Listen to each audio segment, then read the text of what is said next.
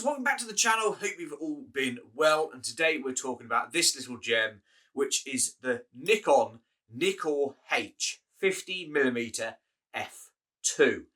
Now, for some of you who don't know, obviously Nikon has been, and the F mount has been around for nearly around, say, 60-ish years. I think we're in its 59th year at the moment. And this lens, along with a few others, were the ones that were actually launched with the Nikon F, Nikon's original F-mount camera.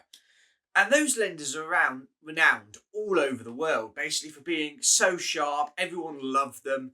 They did a 50, I know they did the 105 2.8, this 50mm, a 35mm f2 as well, and also a 28 3.5 that everyone loves and raves about, and many others in between that focal length. But a lot of the photojournalists at the time were using this 50 f2. And I went down a bit of a rabbit hole and having a look at various bits and pieces and thought, do you know what? I really like the look of that lens and I love 50mm. I should give it a go. But there's a slight caveat to that.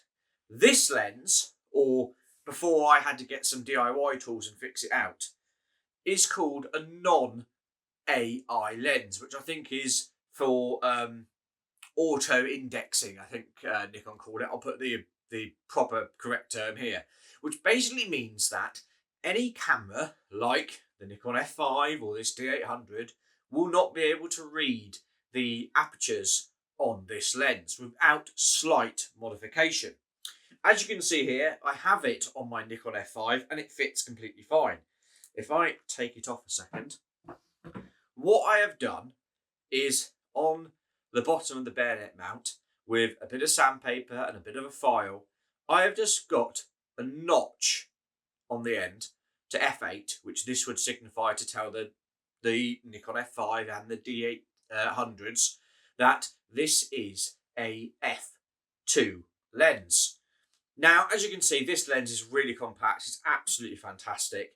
I'm going to be whacking images all the way up through this review. Basically, what I did with this is, obviously, all we know that the Nikon, if you have a look at your Nikon F mount, it has a little latch that sort of moves around that F mount. And what that does with the Nikon F5 or the like modern D800s and things later on, is it tells the camera tells the camera's metering system what f-stop you are shooting at. Therefore, it can tell you whether you're getting correct exposure, you're underexposed, overexposed, etc. And obviously, this, like a D-ring style, goes all the way around. And as you move it, it tells the camera, what aperture I'm shooting at. For the instance, with this Nikon, it goes to f2 and it stops all the way down to f16. Now, this lens is absolutely remarkable. I mean, if I just take the hood off at the moment, look how compact that is. It is absolutely stunning. This lens probably has one of the best focused throws I've ever had in any Nikon lens, and probably Leica for that matter as well. It goes from infinity and stops all the way down to 0.6 meters, or I think it's about, what's that, 2 feet? Yeah, 2 feet. And just look at it. It turns with absolute ease. It's so easy to do. The same with the aperture ring as well, from f2 all the way to f16. Thankfully, this is one of the ones that has, most of them actually, in the non-AI series of Nikon lenses. It has, it's color coded. So basically, you have your, your first two stops. So basically, you have your f2 and your 2.8s. Those are in white. You have your f4, that is in green. You have 5.6 again in white. That's kind of like how things work for the scales on it, for scale focusing, hyperscale focusing. You have f8, that's in pink, f11, that is in yellow, and f16, that is in blue. Now, I looked at getting this lens purely because I was really interested in seeing if I could make this work on my modern Nikon cameras. And I can tell you what, it works an absolute treat. With the Nikon F5, you obviously have to do something called stop down metering. So if you have a look at the depth of field scale, I would click that in. It would then read the meter through the actual lens itself, and then if I have to go overexposed, I would then adjust the aperture accordingly, and it will show me what the actual image looks like and the metering, which is absolutely fantastic. On the D800, it's slightly better because what I can do, you can go into a Nikon's menu system and tell them that if you put a camera that doesn't have a CPU or basically an identifier in it, which this doesn't because it's completely mechanical, there's no electronic parts in this lens at all, you can then go into your camera and tell your Nikon what focal length it is and what aperture it is. And therefore, when the corresponding latch goes up with a notch that I made in the lens, when I turn it, I can tell it, okay, this now is wide open, it's f2, and go close to f16, it is now at f16, and it will manually calculate what the stops are below it and above it. So it's really clever, and it means that you can get these lenses really cheap as well. This lens currently I picked up for around £40 in the UK, so what, say $50-ish? That's an absolute bargain for a Nikon F2 lens. And it's not just that, it's much more of a bargain when you realise how sharp this lens is.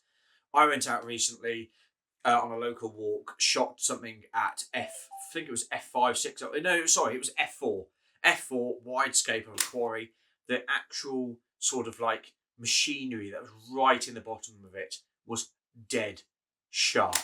It's just absolutely phenomenal. This lens has been an absolute game changer for me for my digital and analog workflow.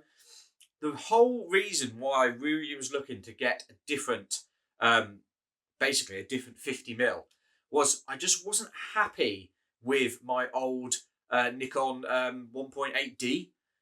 It was sharp, it was good, but there was a slight softness to it. And I know that sounds quite contradictory. I'm saying it's sharp, but it was soft. There was just something there that just didn't really give me that tonality that I was looking for, that rendition of imagery. Both on my Nikon D800, that filming in this now, and the Nikon F5. So I was looking for something that I could use for both, but could basically be a little bit sharper and just give me a bit more of a mood to my images. And this lens just does it. I mean, I'm shooting a lot with Fomapan 400 on this, and the contrast is just absolutely fantastic. One, because it's the film, but also the lens that gives it off as well. It also has an amazing tonality range, this lens, shot digitally. It's just been absolutely fantastic. I mean, it is absolutely compact. It's dead sharp when you get it in focus.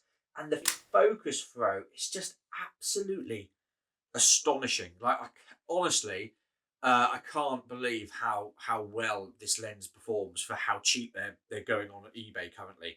I managed to get mine with this hood. This hood can be quite expensive on its own, sometimes the same price of what I paid for the lens. So if you are looking for one of these and you think, oh, I might as well try it, to make sure it has the lens hood, because they are really expensive. You'll also note that this is the Nikkor-H. So don't know if you'll be able to see that or not, but basically it has a bluish tone. That means this is not a multi-coated lens. This is just has a single coating. It has that sort of bluishy rendition to the elements. So you're kind of getting that sort of like old vintage vibe with it. If you want this lens, but you want it to be multi-coated, a little bit more to like the modern standard of lenses now, then you have to look for the Nikkor-HC. That basically means that C stands for that multi-coating on the lens. I mean, it's an absolutely fantastic lens. It's arranged in 6 groups, I think, or 6 elements. It's an extremely simple but robust lens. The formula hasn't really changed, but it is absolutely fantastic, guys. I mean, it is such a dream to use. It gives that vintage aesthetic that I was looking for. The usability of this is absolutely amazing. It has what they call a scallop, however you want to pronounce it, focusing and aperture dial. So basically means it has, you know, little lumps in the ring. It's not smooth. Some others that I've seen do have it. This lens, I believe, was produced from the it was 63 to 72. So quite a wide range, and between that they had the scallop one and they had the flat, just sort of like a normal, what we would say is a normal zoom ring now. I actually quite like this. I think it's really nice. And the lovely thing about this, it has a screw-in filter, filter thread for the hood that is metal. And it just is absolutely fantastic, guys. I absolutely love it. It's a brilliant lens. And what I will do, I'll link in the description below a little guide that I followed because however way I can say it, I'll never say it as eloquently as this guy who I found below. Tells you all about how to convert non-AI lenses to AI equivalents using the method that I used, or maybe being able to find DIY kits on eBay and various places like that. But anyway, thank you so much for all the love and support that you've shown the channel. I really do appreciate it, and I'll see you on the next one. Cheers, guys.